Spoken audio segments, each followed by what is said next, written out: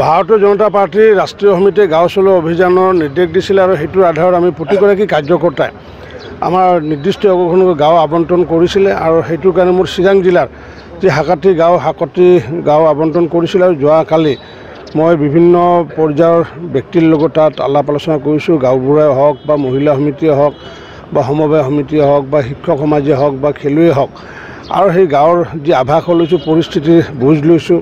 মাননীয় প্ৰধানমন্ত্ৰী নৰেন্দ্ৰ মোদী ডাঙৰীয়াৰ যি ৰাইজৰ প্ৰতি যি আস্থা, সেই আস্থা সন্দৰ্ভে তাতো গৈ দেখিলোঁ যে অগাধ তেওঁলোকৰ বিশ্বাস মোদী ডাঙৰীয়াৰ প্ৰতি।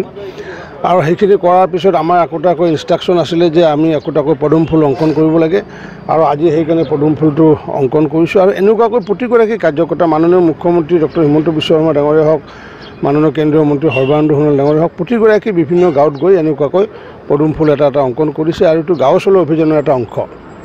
ভাৰতীয় জনতা পাৰ্টীৰ ৰাষ্ট্ৰীয় সমিতিয়ে গাঁও চলোৱা অভিযানৰ নিৰ্দেশ দিছিল আৰু সেইটোৰ আধাৰত আমি প্ৰতিগৰাকী কাৰ্যকৰ্তাই আমাৰ নিৰ্দিষ্ট একোখনকৈ গাঁও আবণ্টন কৰিছিলে আৰু সেইটোৰ কাৰণে মোৰ চিৰাং জিলাৰ যি হাকাটি গাঁও আবণ্টন কৰিছিল আৰু যোৱাকালি মই বিভিন্ন পৰ্যায়ৰ ব্যক্তিৰ লগত তাত আলাপ আলোচনা কৰিছোঁ। গাঁওবুঢ়াই হওক বা মহিলা সমিতিয়ে হওক বা সমবায় সমিতিয়ে হওক বা শিক্ষক সমাজে হওক বা খেলুৱৈ হওক আৰু সেই গাঁৱৰ যি আভাস লৈছোঁ, পৰিস্থিতিৰ বুজ লৈছোঁ।